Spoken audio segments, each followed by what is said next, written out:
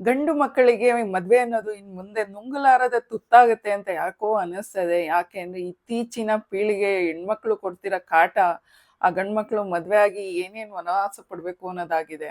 ಮೊದ್ಲೆಲ್ಲ ಅನ್ಕೋತಿದ್ವಿ, ಓ ಹೆಣ್ಮಕ್ಳಿಗೆ ಮದ್ವೆಗ್ ಟಾರ್ಚರ್ ಮಾಡ್ತಾರೆ, ಓ ಕಿರುಕುಳ ಕೊಡ್ತಾರೆ ಅಂತ. ಇವಾಗ ಟೋಟಲಿ ಚೇಂಜ್ ಆಗಿದೆ. ಇವಾಗ ಗಂಡ್ಮಕ್ಳು ಅವರಿಂದ ಬಚಾವಾಗಿ ಬದುಕಿ ಉಳಿದ್ರೆ ಸಾಕು ಅನ್ನೋ ತರ ಆಗಿದೆ. ಅಂಥದ್ದೇ ಒಂದು ಹಾವೇರಿನಲ್ಲಿ ನಡೆದಿದೆ. 5 ದಿನಕ್ಕೆ ಅವಳು 2 ಮಕ್ಳು ತಾಯಿ ಅಂತ ಆಚೆ ಬಂದಿದೆ. ನಿಮ್ಗೆ ಈ ವಿಷಯ ಗೊತ್ತಿದೆಯೋ ಇಲ್ವೋ ಗೊತ್ತಿಲ್ಲ. 2 ಮಕ್ಳು ತಾಯಿ ಬ್ರೋಕರ್ ಕಡೆಯಿಂದ ಹೆಣ್ಣು ಸಿಕ್ತಿಲ್ಲ ಅಂತ ಹುಡುಕಿ ಮದ್ವೆ ಆದವನ ಫಜೀತಿ ಏನ್ ಮಾಡ್ಕೊಬೇಕು ಅಂತ ಗೊತ್ತಿಲ್ಲ ಇವತ್ತು. ಹೌದು, ಹಾವೇರಿನಲ್ಲಿ ಹೀಗೆ ಹೆಣ್ಣು ಹುಡುಕಿ ಹುಡುಕಿ ಸಾಕಾಗಿ ಬ್ರೋಕರ್ ಮೂಲಕ ಒಂದ್ ಹೆಣ್ಣು ಹುಡ್ಕೊಡಪ್ಪ ಮಾರಾಯ ಅಂತ ಹೋದಾಗ ಒಂದು ಹುಡುಗಿನ ತಂದು ಮದುವೆ ಮಾಡ್ಕೊಟ್ಟಿದ್ದಾರೆ. ಅದನ್ನು ವಧು ದಕ್ಷಿಣೆ ಕೊಟ್ಟು 2.5 ಲಕ್ಷ ದುಡ್ಡು ಕೊಟ್ಬಿಟ್ಟು ಈ ಮಾರಾಯ್ತಿನ ಕರ್ಕೊಂಡ್ಬಂದು ಮದುವೆ ಮಾಡ್ಕೊಂಡಿದ್ದಾರೆ. ಮದುವೆ ಆದ 3 ದಿವಸಕ್ಕೆ ಗೊತ್ತಾಗಿದೆ ಇವಳಿಗೆ ಮೊದಲೇ 2-3 ಮದುವೆ ಆಗಿತ್ತು. ಹಾಗೆ ಒಂದು 2 ಮಕ್ಕಳು ಹೆಣ್ಮಕ್ಳು ತಾಯಿ ಇವಳು ಅಂತ ಗೊತ್ತಾಗುತ್ತೆ. ವಿಪರ್ಯಾಸ ಅಂದ್ರೆ ಮದ್ವೆ ಆಗೋವರೆಗೂ ಇದನ್ನ ತಿಳ್ಕೊಂಡೇನೆ ಇಷ್ಟು ಸುಲಭವಾಗಿ ಅವರು ಹೆಂಗೆ ಹ್ಯಾಮರಿದ್ರು ಅಂತ ಗೊತ್ತಿಲ್ಲ. ಇದೊಂದು ಗ್ರೂಪೇ ಇದೆ ಅಂತ ಅನ್ಸುತ್ತೆ. 3 ಮದ್ವೆ ಆಗಿದ್ದಾಳಂತೆ ಅವಳು. ಇವಾಗ ಈಗ ಆಚೆ ಬಂದಿರೋ ವಿಷಯ ಏನು ಅಂತಂದ್ರೆ ಅವನು ಇವಾಗ ನನ್ ಮಕ್ಳಲ್ಲ ದತ್ತು ತಗೊಂಡಿದೀನಿ ಅಂತ ಒಂದ್ಸಲ ಹೇಳ್ತಾಳೆ. ಅದಾದ್ಮೇಲೆ ನಮ್ಮ ಅಕ್ಕ ಇದ್ದಾಳಲ್ಲ, ಅಕ್ಕನ ಮಕ್ಳು ಅಂತ ಹೇಳ್ತಾಳೆ. ಸ್ಟೋರಿ ಹೇಳ್ಕೊಂಡು ಹೋಗ್ತಿದ್ದಾಳೆ. ಅವಳು ನೋಡ್ರೆ ಮುಖ ನೋಡಿ ನೀವೇನೆ ಫುಲ್ ಅವಳು ನೋಡಿದ್ರೆ ಸಂಸಾರ ಮಾಡೋಳ್ ತರನ ಇದ್ದಾಳೆ. ಅದ್ ಹೆಂಗೆ ಇವ್ರನ್ನೆಲ್ಲ ನಂಬಿ ಮದ್ವೆ ಆಗ್ತೀರಾ? ಮದ್ವೆ ಆಗೋಂಥ ಗಂಡ್ಮಕ್ಳ ಸ್ವಲ್ಪ ಹುಷಾರಾಗಿರಿ. ಒಂದ್ಸಲ ಅಲ್ಲ 4 ಸಲ ವಿಚಾರಿಸ್ಕೊಳ್ಳಿ ಯಾವ ರೀತಿ ಇದೆ ಮನೆ ಕಡೆ, ಆ ಹುಡುಗಿ ಹೇಗಿದ್ದಾಳೆ, ಅಂದ್ರೆ ಅವಳ ಬ್ಯಾಕ್ ಗ್ರೌಂಡ್ ಹೇಗಿದೆ, ಇವಳನ್ನ ಮದುವೆ ಆದ್ರೆ ನಾನು ಸಮಾಧಾನಕರವಾಗಿ ಜೀವನ ಮಾಡ್ಬೋದಾ, ಸ್ವಲ್ಪ ಟೈಮ್ ತಗೊಳ್ಳಿ, ಅರ್ಜೆಂಟಲ್ಲಿ ಮದುವೆ ಆಗಕ್ಕೆ ಹೋಗ್ಬೇಡಿ. ಈ ಹಾವೇರಿಯಿಂದ ಮದುವೆ ಆದಂತ ಈ ಪುರುಷ ಇವಾಗ ಏನ್ ಮಾಡ್ಬೇಕು? ಜೀವನನೇ ಹಾಳು ಮಾಡ್ಕೊಂಡು ಕೂತಿದ್ದಾನೆ ಯುವಕ. ಮುಂದೆ ಮದ್ವೆ ಮಾಡ್ಕೊಬೇಕಂದ್ರೆ ಓ ಇವ್ನಿಗೆ ಮದ್ವೆ ಆಗಿದೆ ಅನ್ನೋ ಕಳಂಕ ಬಂದ್ಬಿಟ್ಟಿದೆ. ಮೊದ್ಲೇ ಮದ್ವೆ ಆಗ್ದೇನೆ ಈ ಬ್ರೋಕರ್ಗಳಿದಾವಲ್ಲ, ಕೆಲವೊಬ್ರು ಬ್ರೋಕರ್ಸ್ ಅವರ ಹೆಸರಿಗೆ ತಕ್ಕನಾಗಿ ಬ್ರೋಕರಿಂಗ್ ಮಾಡ್ತಾರೆ. ನಿಮ್ಮ ಕೆಲಸ ಮುಗಿಲಿ ಅಂತ ಯಾರ್ಯಾರನೋ ತಗೊಂಡ್ ಯಾರಿಗೋ ಕಟ್ತಿರಲ್ಲ, ಇದರಿಂದ ಏನ್ ಸಾಧನೆ ಮಾಡ್ತೀರಾ?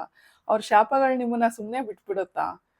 ಯಾರಿಗೋ ಕಳ್ ಮದ್ವೆ ಸುಳ್ಳು ಹೇಳೋದು, ಫುಲ್ ಎಲ್ಲ ನಂಬಿಸ್ಬಿಟ್ಟು ಒಬ್ರು ಏನು ಕುತ್ತಿಗೆ ಕೊಟ್ಟು ಮುಗಿಸ್ಬಿಡೋದು ಅಂತಾರಲ್ಲ, ಅದ್ ಕೆಲಸ ಮಾಡ್ತಿರಲ್ಲ. ಬ್ರೋಕರ್ಗಳ ಮಾನ ಮರ್ಯಾದೆ ಏನು ಇಲ್ವಾ ನಿಮಗೆ? ನೀವು ಮಾಡೋ ಒಂದು ಕೆಲಸದಲ್ಲಿ ಅವರ ಇಡೀ ಜೀವನ ನಿಂತಿರುತ್ತೆ ಅನ್ನೋದೇ ನಿಮಗೆ ಗೊತ್ತಾಗಲ್ವಾ? ಅದ್ರ ಪರಿವೇ ಇರಲ್ವಾ ನಿಮಗೆ? ಪಾಪ ಆ ಹುಡುಗ ಇವಾಗ ಏನ್ ಮಾಡ್ತಾನೆ ಅನ್ನೋದೇ ಅವನಿಗೆ ಅರಿವಿಲ್ಲ. ದಯವಿಟ್ಟು ಆದಷ್ಟು ಹುಷಾರಾಗಿರಿ ಎಲ್ಲರೂ. ಈ ತರ ಕೇಸು ಸುತ್ತಮುತ್ತ ಎಲ್ಲ ಕಡೆ ನಡೀತಿರ್ಬೋದು. ಬ್ರೋಕರ್ಗಳ ಹಣದಾಸೆಗೋಸ್ಕರ ಯಾರನ್ನ ಬೇಕಾದ್ರೂ ಸುಳ್ಳು ಹೇಳಿ ಅದೊಂದು ಗ್ಯಾಂಗೇ ಇದೆ ಅಂತ ಮಾತಾಡ್ತಾ ಇದ್ದಾರೆ. ಅದು ಪೊಲೀಸ್ ಸ್ಟೇಷನ್ನಲ್ಲಿ ಈಗಾಗಲೇ ಕೇಸ್ ಆಗಿದೆ.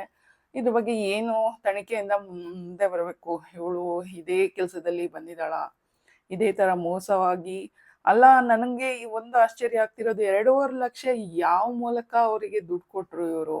ದುಡ್ಡು ಕೊಟ್ಟು ಇವರೇ ಮದುವೆ ಆಗಿ ಇವರೇ ಹೆಂಗ್ ಸಿಗಾಕೊಂಡ್ರು ಅನ್ನೋದು ಗೊತ್ತಾಗ್ತಾ ಇಲ್ಲ. ಈ ತರ ಕದಿಮ್ರೆ ತುಂಬ್ಕೊಂಡಿದ್ದಾರೆ ಪ್ರಪಂಚದಲ್ಲಿ. ಇವಾಗ ಮದ್ವೆ ಅನ್ನೋದು ಅಷ್ಟು ಸುಲಭ ಆಗಿರೋದಿಲ್ಲ. ಇತ್ತೀಚೆಗೆ ಗಂಡ್ ಮಕ್ಳದು ಅಯ್ಯೋ ಪಾಪ ಅಂತ ಅನ್ಸುತ್ತೆ. ಯಾಕಂದ್ರೆ ಹೆಣ್ಮಕ್ಳು ತುಂಬಾ ಚಾಲಾಕಿತನ ತೋರ್ಸಕೊಟ್ಟಿದ್ದಾರೆ. ಅಂದ್ರೆ ಎಲ್ಲಾರ್ಗೂ ಹೇಳ್ತಾ ಇಲ್ಲ. ಈಗಿನ ಕೆಲವೊಂದು ಹೆಣ್ಮಕ್ಳು ತುಂಬಾ ಒಂದು 60% ಇಂಥವ್ರನ್ನೇ ನೋಡ್ತಾ ಬರ್ತಾ ಇದೀವಿ. ನಮ್ ಕಣ್ಮುಂದೆನೆ ನೋಡ್ತೀವಿ. ಒಬ್ರು ಜೊತೆ ಇರ್ತಾರೆ, ಇನ್ನೂ 4 ಜನನ ಮೇಂಟೈನ್ ಮಾಡ್ತಾರೆ. ಈ ತರ ಇಟ್ಕೊಂಡಿದ್ದಾಗ ಆ ಗಂಡ್ ಮಕ್ಳು ಒಂಥರ ಇನ್ನೋಸೆಂಟ್ ಆಗಿ ಪ್ರೀತಿ ಮಾಡಿ ಸಿಗಾಕೊಂಡಾಗ ಇಂಥವ್ರ ಪರಿಸ್ಥಿತಿ ನೋಡಕ್ಕಾಗಲ್ಲ, ಆ ತರ ಆಗ್ಬಿಡುತ್ತೆ. ಸೊ ಮದ್ವೆ ಅನ್ನೋದು ಇನ್ನು ಮುಂದೆ ನುಂಗಲಾರ ತುತ್ತು ಅಂತ ಆಗುತ್ತೆ ಅಂತ ಅನ್ನಿಸ್ತಾ ಇದೆ ನನಗೆ. ಆಗ್ಬೋದು, ಗೊತ್ತಿಲ್ಲ. ಬಟ್ ಎಷ್ಟು ಹುಷಾರಾಗಿರ್ತೀರಾ ಅಷ್ಟು ಹುಷಾರಾಗಿರಿ. ನಿಮ್ಮ ಹುಷಾರಲ್ಲಿ ನೀವಿದ್ದಷ್ಟು ಒಳ್ಳೇದು. ಈ ಮಾರಾಯ್ತಿ ಇನ್ನೂ ಎಷ್ಟೆಷ್ಟು ಜನಕ್ಕೆ ಬಲಿ ಆಗ್ತಾಳೋ ಗೊತ್ತಿಲ್ಲ. ಆದಷ್ಟು ಇವಳ ಫೋಟೋ ನೋಡ್ಕೊಂಡಿರಿ, ಯಾರು ಕೈಗೆ ಸಿಕ್ಕಿ ಹ್ಯಾಮಾರ್ಬೇಡಿ. ಇಂಥವ್ರು ಸುಮಾರು ಜನ, ಇವಳೆಲ್ಲ ಸುಮಾರು ಜನ ಇರ್ತಾರೆ. ಆದಷ್ಟು ಹುಷಾರಾಗಿರಿ. ಇದು ಇವತ್ತಿನ ವಿಶೇಷ. Thank you so much. ಮತ್ತೆ ಸಿಗ್ತೀವಿ. ಧನ್ಯವಾದಗಳು. ನಮ್ಮನ್ನ ಯಾರು ಫಾಲೋ ಮಾಡಿಲ್ಲ ದಯವಿಟ್ಟು ಫಾಲೋ ಮಾಡಿ, ಹಾಗೆ ನಮಗೆ ಸಪೋರ್ಟ್ ಮಾಡಿ, ಅದನ್ನ ಮರಿಬೇಡಿ ಅಂತ ಇವತ್ತಿನ ವಿಡಿಯೋ ಮುಗಿಸ್ತೀನಿ. Thank you so much.